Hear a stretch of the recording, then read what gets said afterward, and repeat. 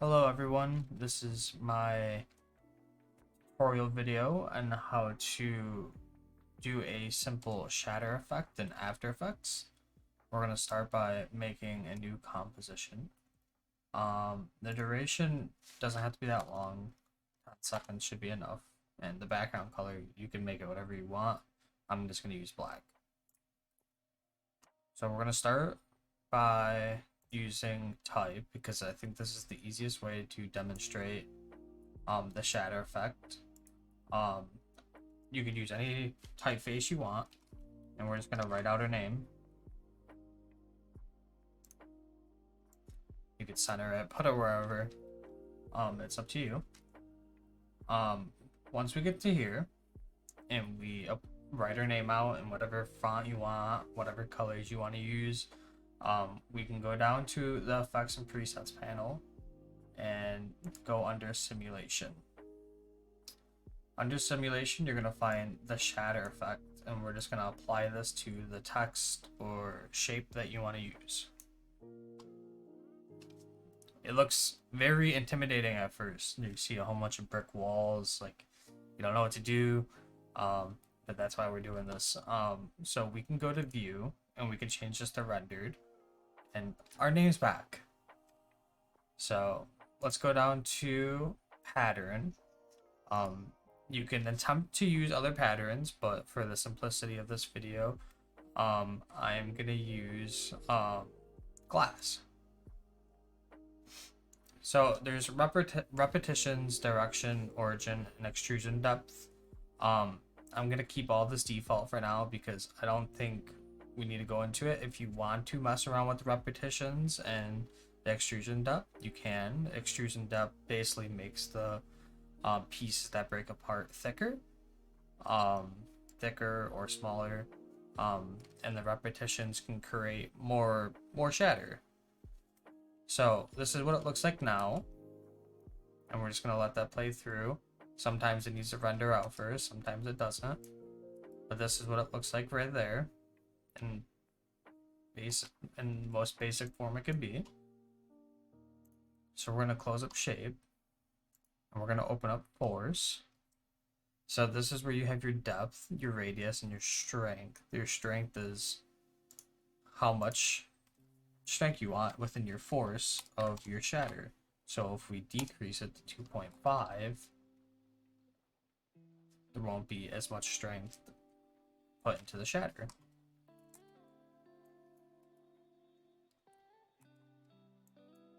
That's how that looks. We can then go into physics, and this is where you see your rotation speed, your randomness of your pieces, your gravity. This is the fun stuff. So we're gonna actually lower down the rotation speed, and we're just gonna change it to 0.1, and we'll apply that out so you can see what that looks like.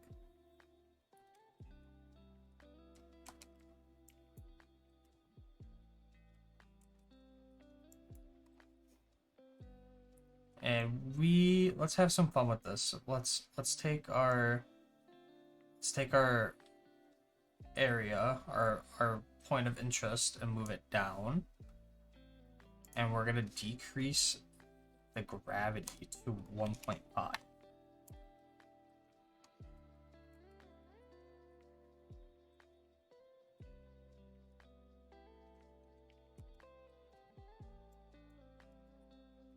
Whoa. I actually want it to be a little bit faster.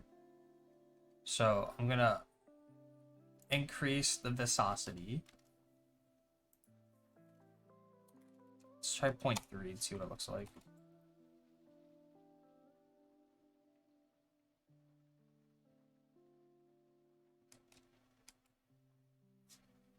Bear with me.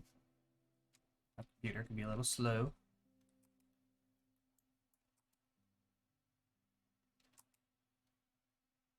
Now that's not exactly what I'm looking for. So we're gonna go back up into force,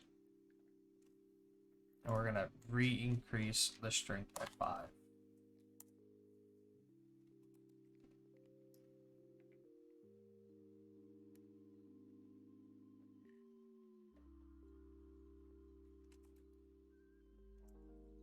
That's pretty cool.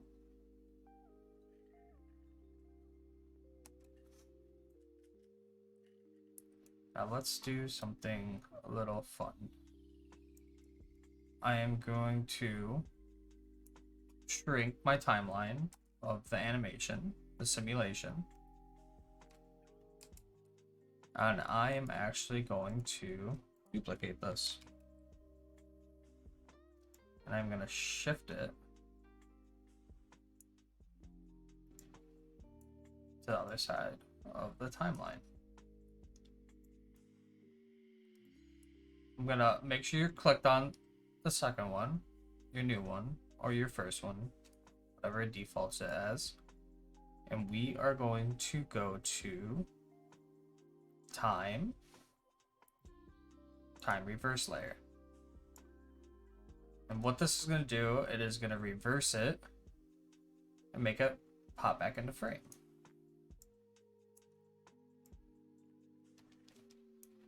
So in the end result, we have a shatter effect, and then it pulls back together. Pretty neat, right? So this is just a basic video on how to use the shatter effect.